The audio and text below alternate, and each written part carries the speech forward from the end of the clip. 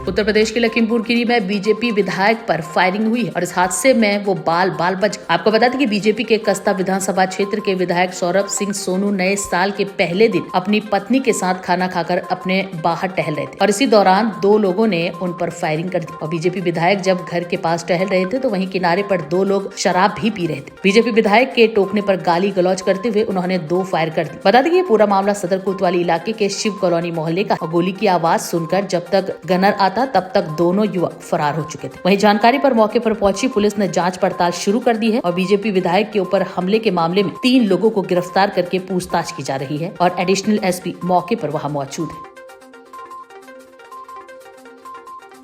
ये रूटीन में प्रतिदिन हम लोग खाना खा के बाहर टहलते हैं और ये रात के लगभग 10-10 के बीच की घटना है। हम लोग बाहर, हम हमारी पत्नी दोनों लोग घर के बाहर टहल रहे थे खाना खाने के बाद और घर के बाहर जैसे लगभग हम लोग 50 मीटर दूरी पर आगे बढ़े, लगभग दाहिने हाथ पे 2 लड़के खड़े हुए थे और हम लोग देखने के बाद कुछ गलत सलत बोले तो हम लोगों ने उनको ललकारने के बाद उन लोगों की तरफ से भी जवाबी बातचीत हुई और हवाई फायर किया उन लोगों ने और दोनों लोग घटना को अंजाम देने का भाग खड़े। अगर ये घटना अगर सीधे फायर करते तो शायद कोई भी हादसा घटित हो सकता था।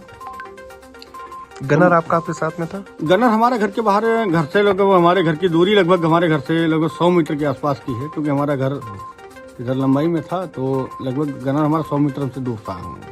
जब तक गनर हमारा आता तब तक वो लोग भाग खड़े हुए। भैया वो पहले से खड़े थे वो लोग क्या? हाँ, वो लोग पहले से खड़े हुए थे, क्योंकि मैं प्रतिदिन टहलता हूँ इसलिए लोगों को जानकारी है कि हम लोग घर के बाहर प्रतिदिन टहलते हैं खाना वाना खाने के बाद।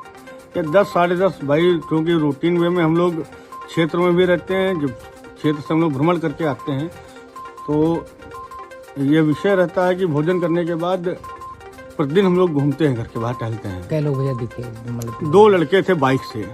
आगे जो भी हों वो तो मैं नहीं देख पाया क्योंकि अंधेरे की बात थी।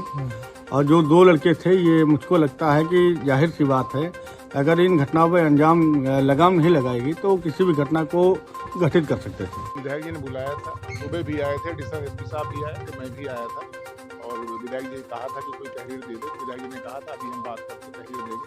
अभी विधायक जी ने बुलाया है, तहरीर दिया है और तहरीर प्राप्त हो गई है। इसमें जो भी उचित धाराएं हैं उन पर मुकदमा पंजीकृत करके वैधानिक कार्रवाई की गई।